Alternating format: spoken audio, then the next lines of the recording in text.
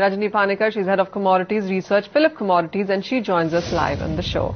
Rajni, hi, welcome. We've seen a lot of choppiness continue in case of gold prices from 1180 in the previous week to around 1265 on the screens right now. How have you read the movement? Well, we've seen gold for this quarter recording its worst performance in the last 45 years. So it's definitely been a choppy trend for gold, but the overall downtrend remains intact and very strong, in fact. In terms of how we are placing our trading strategy for gold, we are basically going with a three-point scenario for gold price outlook. And we have based these scenarios on the fact that we are of the opinion that gold's biggest weakness, so to say, comes from the fact that Fed on a continuous basis has been indicating that it will be reducing the stimulus that it has been encouraging for all these years in terms of easy monetary policy and dollar liquidity, basically.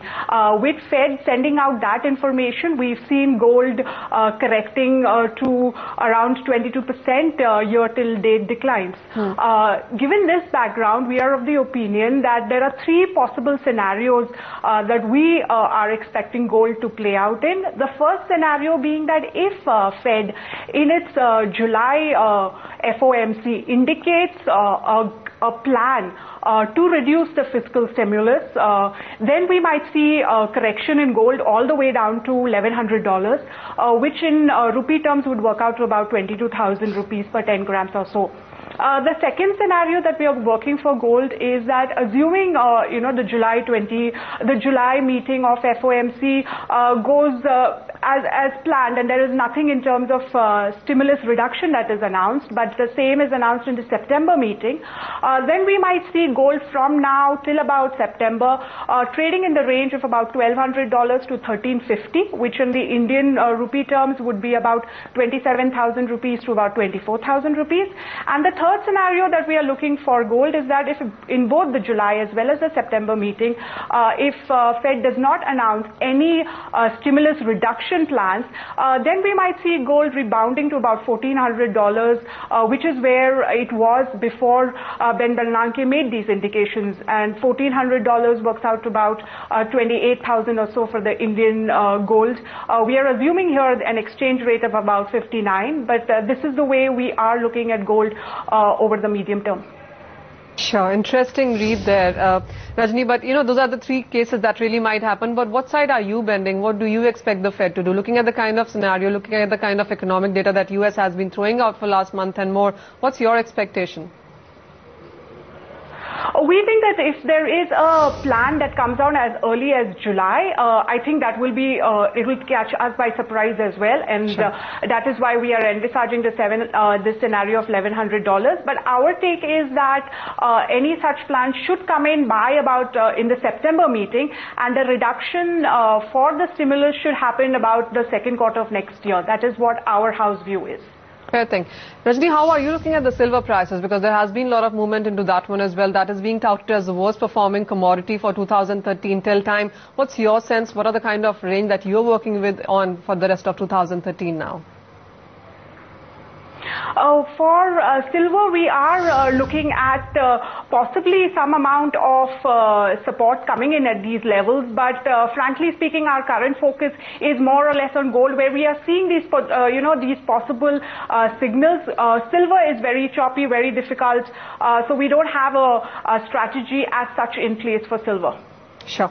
Rajni, how about the oil and gas space then? And the crude prices have seen a bit of a rebound yet again. We haven't seen much of selling coming in. There are supply concerns from Egypt, Syria, North Sea as well, the latest one. And you might be looking at the US inventories decline as well in the previous week. Reading into all of that, what kind of prices are you working with in the Indian markets?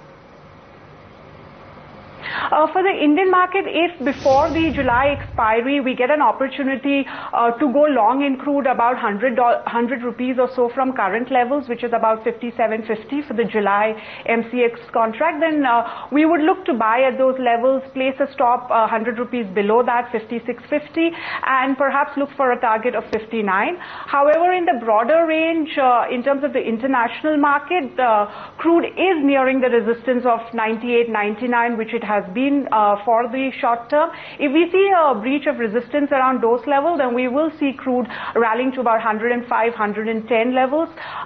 So, I mean, on a trend, we are still hopeful that crude should see a breach on the upside, which we expected to coincide with some amount of dollar weakness that will come in. But of course, these are all technical corrections in a broad range that we are envisaging. Sure. Rajni, what's your sense coming in for the base metal space as well? Because on one side there's China slowdown coming in. The European Union consumption also has not picked up pace. But in last few sessions you have seen cancelled warrants, especially in aluminum, hit a record highs. And there also have been reports of China perhaps buying on these lower levels. How are you reading the fundamentals and how would you convert them into price action? Very true. In fact, we saw one such example unfold last night itself, where we saw the August MCX copper contract breach very crucial resistance at 415, and it is even currently trading above that resistance levels of 415. And copper, even in terms of the LME warehouse stocks, has seen a bit of a decline after stocks increased by about 50,000 metric tons in just a month span.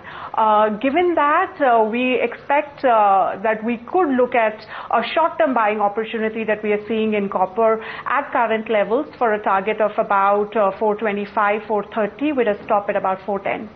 Final question before I let you go, Rajni, and this really is coming back on gold. So, kind of price expectation or the case scenarios that you have done study on, how would you, tell your investors, what would you tell them to do at these current levels? How should they be holding it and what kind of percentage should they have gold in sense of their portfolios? Well, we have always been envisaging right from, on the shows that I have been with you beginning of this year, end of last year, we were expecting gold correction to happen after the 13-year bull run that gold has seen, which was more or less the top end of gold's cyclical ranges that it has traded in over the decades. Therefore, gold as a percentage of one's portfolio, we have been recommending that one should go underweight. And even at current levels, given that we expect gold to touch about $1,100 or so, there is still downside that we are seeing. So we continue to maintain the same underweight for gold in investors' portfolio. Let's get in strategies from Kaushal Jaini for the day today. For the day, on the domestic exchanges, gold is a great buy at around 25,900 with a stop loss of 25,800 and an upside target of 26,100. For the day, one can buy silver at 40,700 with a stop loss of 40,400 and an upside target of 41,200 levels. Copper in particular is good to buy at around 416 to 417 levels on the downside on a corrective dips with a stop loss of around 414 and an upside target of 421 to 422 levels. Nickel is a great buy at around 830 to 832 levels with a stop loss kept at around 822 and an upside target of 845 levels. One can go long in crude on the domestic front at around 5820 levels with a stop loss around 5780 and upside target of 5880 to 5900 levels. Let's get in then Hitesh Jain from IIFL, and he joins us on the show. Hitesh, hi, welcome. How would you look at the gold prices, the kind of rebound that we have seen from 1180 kind of levels, and in the Indian markets, what would your strategy be? See, although we have seen some moderate recovery in the precious metal pack, we believe that the broader weakness still persists, and we believe that the prices will not sustain at current levels and eventually drift lower. Especially talking about gold, we believe that the poor activity in the ETF as well as the physical demand in India would actually take a toll and prices would drift lower. See, in India, it's the physical demand in June, July is reported as subdued levels, and this period is traditionally a lean period. So the physical activity would also not be able to absorb the pessimism which we are witnessing in the futures market. And I think the prices should drift lower. 1280 which was a support, now seems to be a resistance, 1270, 1280 levels, and would prefer to sell around these levels. For today, I think 26,100 seems to be a good selling level, keeping a target of 25,800. Hitesh, would you apply a similar strategy for silver as well, because that also has seen gains? Would you say it's tiring at these current levels of 40,000 for Indian markets? Yeah, see, the same applies to silver. If you talk on the international level, 20 seem to be a psychological support. I think we should act as a resistance. And selling around this 19.4, 19.6 level seems to be a good trading strategy. So I think on the domestic front, 41,000 seems to be a good level to sell. We can eventually see a target of 40,000 or below 40,000 as well.